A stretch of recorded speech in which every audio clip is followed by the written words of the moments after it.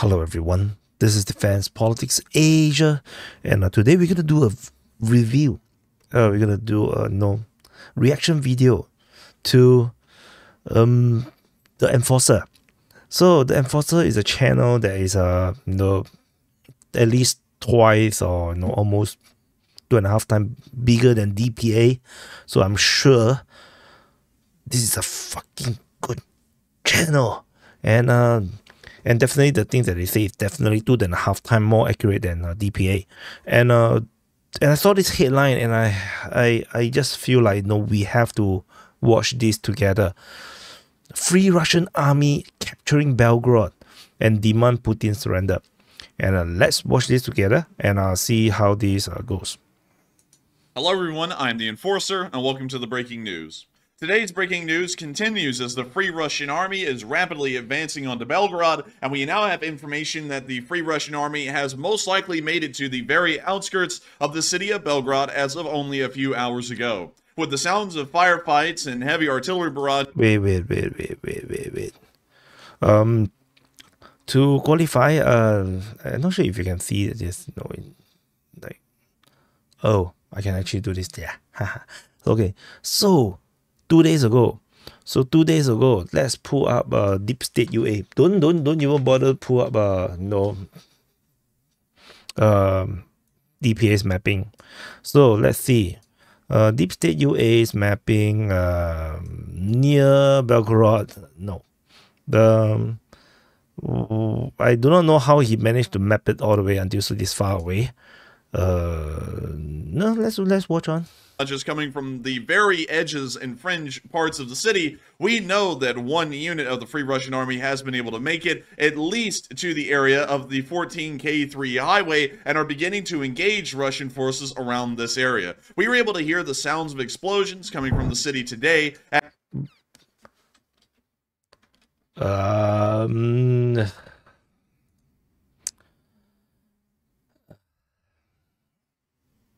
Let's watch.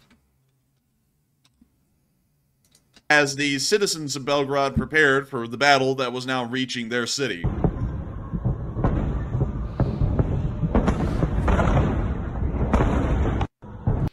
The severity of the barrage that we were hearing right there leads us to believe that it is another MLRS barrage being conducted by the Free Russian Army against the Russian border guard forces and Russian forces as a whole that may be within the city of Belgorod. Why couldn't it be the other way direction? No, the Russians fire the Grad at the Free Russian Army. And anyway, it's not an army. No, honestly, it's not an army. We have a reason to believe that the Free Russian Army is attempting to either create an encirclement of the city at the moment, or to possibly conduct some light urban warfare and still conduct, for the majority, an encirclement of the city. This Wait. Now I have to pull out my map. I'm running out of I have to qualify Okay, Belgorod. Encircling Belgorod with whatever force that they have. Why not they just finish up their meal at Elievka? They can't even take Elievka. They can't even secure Robotine. They only want to capture Belgorod in the envelopment. And they're about to do so 2 days ago, and the freaking Deep State UA's mapping is still like like this. And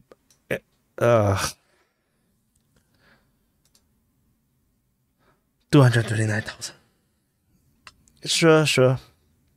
This was not the only clip that we were able to get, letting us hear the explosions and sounds of the happenings inside of downtown Belgorod. There was another clip that was released by a Russian citizen who showed that an explosion occurred not that far away from him on film, and had once again shown that the city of Belgorod is now under a bombardment by the Free Russian Army, which is continuing to advance onto the city. Here's the clip. Yes, the Free Russian Army bombarding Belgorod. I didn't say that, okay? I didn't say that. The military is shelling civilians. This Russian citizen recounting his story of what happened.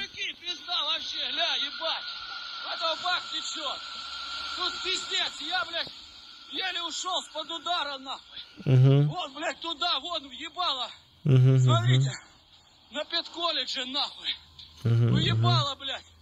Этого, блядь, волною нахуй сюда, в хатю. Welcome to war. That's what it is. Yeah, whatever.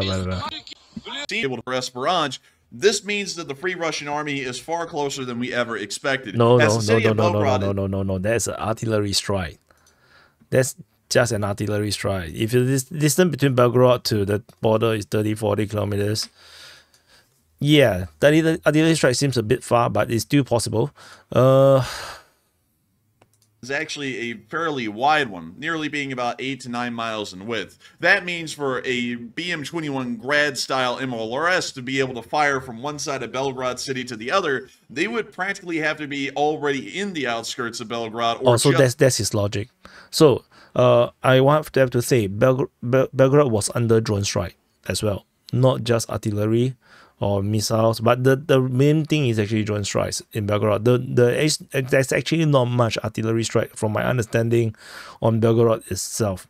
The main attack mode of attack is actually drone strikes.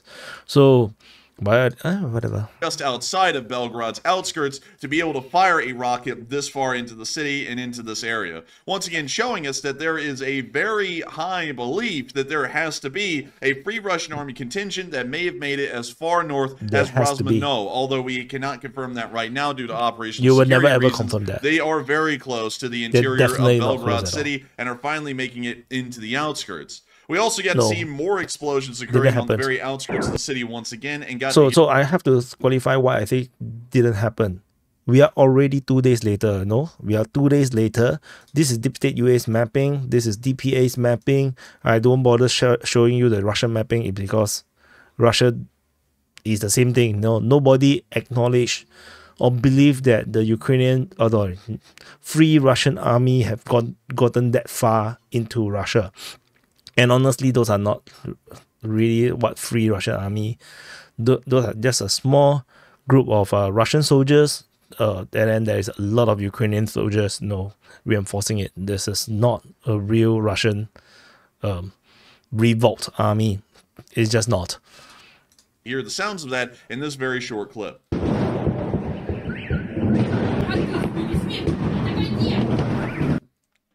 That clip ending right there, and once again confirming that the city is practically under a mass bombardment as of the past 6 to 8 hours.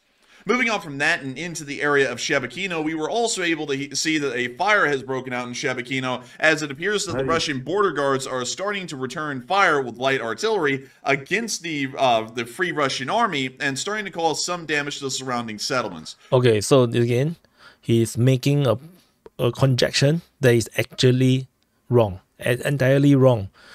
The Ukrainians have, I'm just going to call them the Ukrainian forces, have never reached Shebekino. No, they didn't reach it at all. Just don't have. Even Deep State UA mentioned about fighting only at Novotavizanka, and Deep State is the most reliable pro-Ukrainian source, and that's it. That's as far as the Ukrainian forces ever gone. Shebekino is just not. You don't take a town that quickly, especially at the border where the Russians have already prepared themselves against you. From what we understand, the town of Shebekino is currently under the control of the Free Russian Army, and so any damage so he totally don't understand. Not what he understand, he don't understand. So or I skip that part. We can see the clip of the fire billowing out of this building here after the artillery hit. This is actually just projection. Going in the Free Russian Army's way so well that the Free Russian Army is actually asking for Putin to directly talk to them about some kind of a resolution. According to what the Free Russian Army has said today, they said that Putin should stop the circus, quote unquote. They haven't even reached Belgorod. Why would Putin talk to them? Putin don't even bother talk to the Wagner people. Don't even talk to Prigozhin. He eventually talked to some of the Wagner leaders because Prigozhin is disposed, and then they got killed.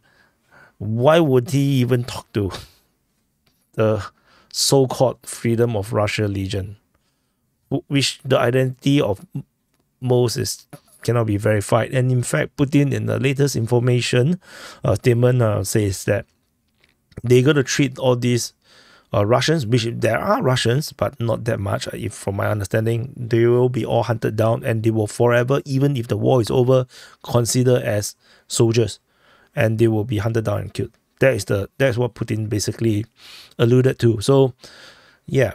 Unquote, and communicate with them through talk about. We have an exact idea of what they would talk about if Putin does reach out to them and talks to them on some official or unofficial channel. But this is certainly a massive move, and once again showing that the Free Russian Army is in a very good position at the moment, as they are now openly talking.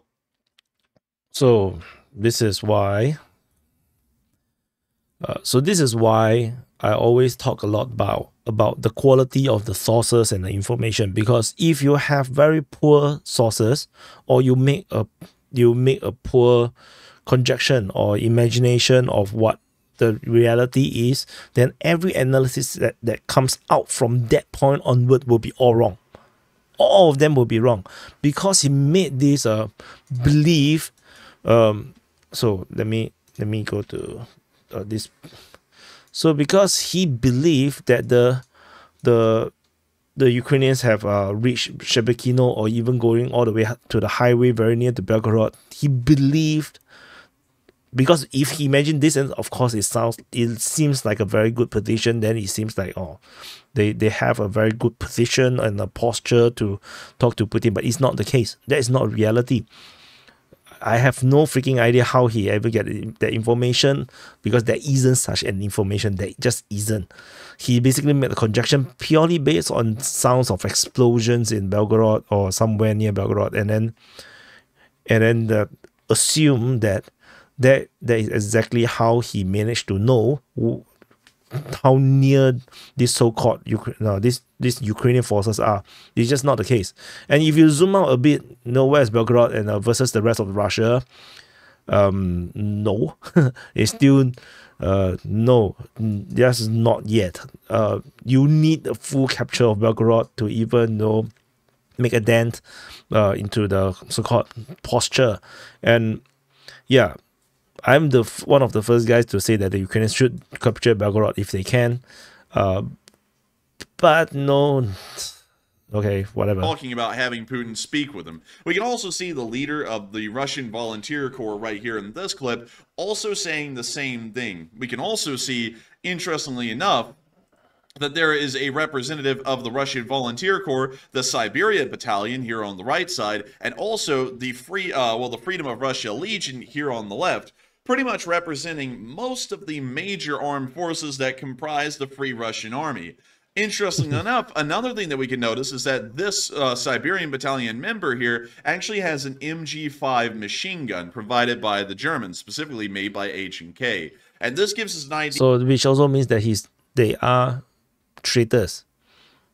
They're attacking their own people. So no. Yeah, that while the Free Russian Army is almost entirely equipped with Soviet vintage vehicles and really any kind of vehicle-based weaponry, it appears that some of their small arms are in fact Western provided, as the MG5 is a German service machine gun, or a light machine gun that is currently in German military service. The fact that they have been so confident and so bold as to already start talking about having negotiations with Putin very clearly lets us know that the Free Russian Army is expecting on taking Belgorod probably within the next days, maybe within the next week or two, if nothing. No.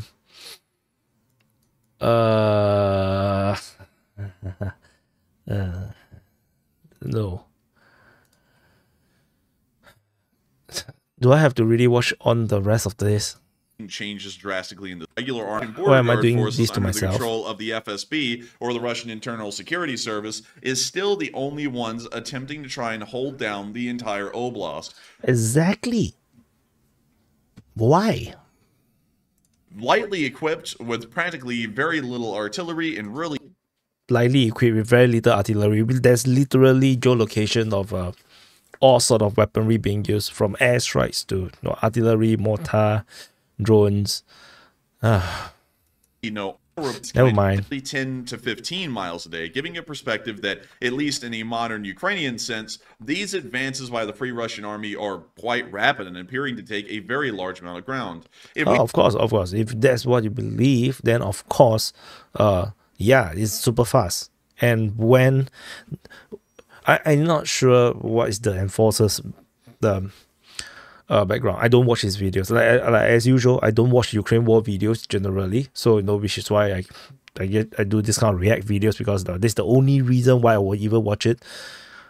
And the progress of the war, we should already know by now. Any quick break, any big captures tends to be inaccurate. Almost certainly. Very, very rarely that there is a big change in terms of a front line that is actually accurate. That is actually accurate to what the reality is. The only one that in recent times is actually the Adivka city, where the Ukrainians was almost encircled and they have no choice, they have to pull out. And that is the only kind of circumstances that you can expect huge advances in terms of the front line. Even in the battle for BOT, Bedaichi, Olivka, Tonenke at the Adivka front, the quick Russian push that was reported by the Russian side, the Russian open source intelligence, or the OSIN, or the sources, turned out to be not that accurate as well. They claim that they have captured the 3 villages, the BOT, the Bedaichi, Olivka, Tonenke. It turned out to be not true. Turned out that whatever Deep State UA has countered against, saying that this is all nonsense, is reality. They are correct. There's no capture. Such imaginary fantasy capture doesn't happen.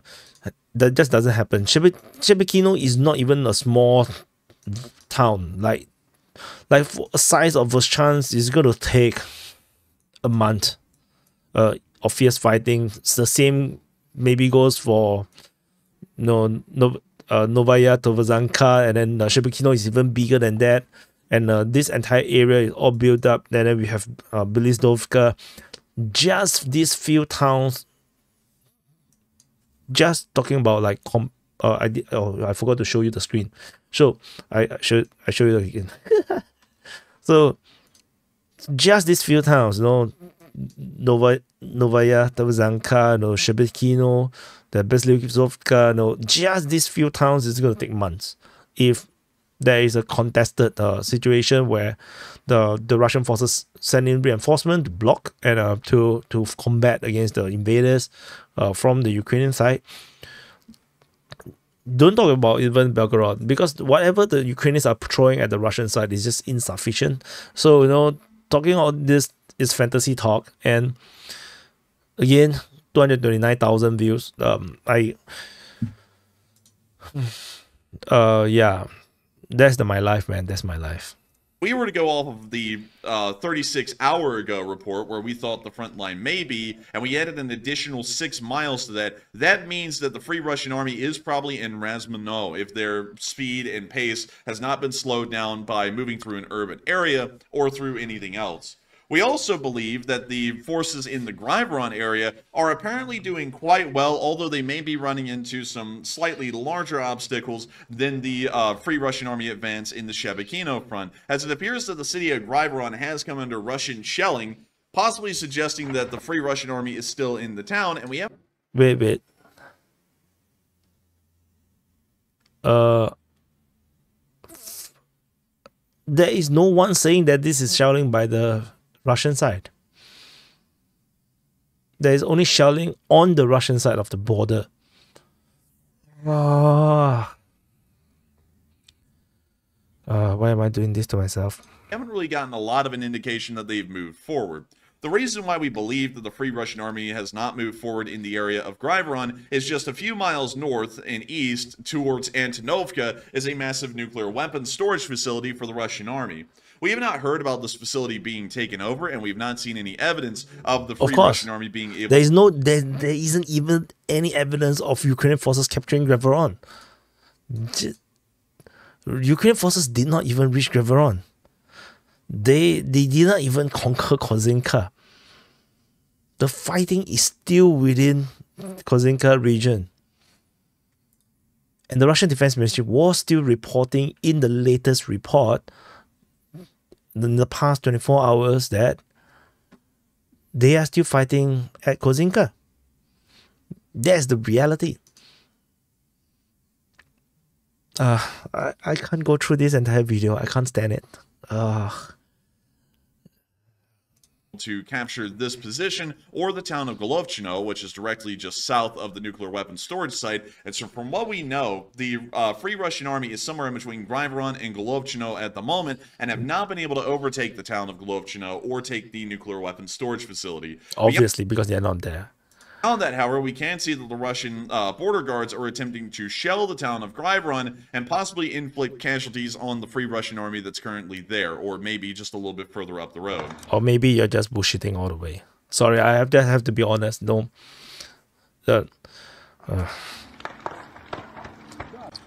Sides, the Western front, the Belgorod front, has to cover a lot more ground to be able to make it towards the city of Belgorod than the Shebekino front really has to. So exactly, which is why I always say that this push over Belgorod makes zero sense if the aim is to capture Belgorod. Which is why my initial thought was that this is just a diversionary attempt, and then the main attack is actually coming from Nikotivka, and then going down a highway along with the other force coming from Novaya Zavzanka. And I was expecting that this force have to be big enough. If not, then they probably can't really penetrate through, which obviously is not going to be big enough because the big force has already been expanded at the Zaporizhia counter-offensive. So all this talk is just fantasy talk, and I've seen the pro-Ukrainian supporters over on Twitter, celebrating, posting all these fantasy, maps. Yeah. How many times this kind of thing have to happen before people will learn? Like, how many times does this kind of thing have to happen before the pro-Ukrainian viewers, supporters realize that they are getting duped and getting scammed by fake information? How many times do you want to get scammed and lied to? This is 100% pure lies. This is pure fantasy. There is no evidence of any Ukrainian forces going that far at all, except on the Twitterverse, where the pro-Ukrainian people are just circle jerking each other with fake information, with nothing that can be verified. And that is the reality.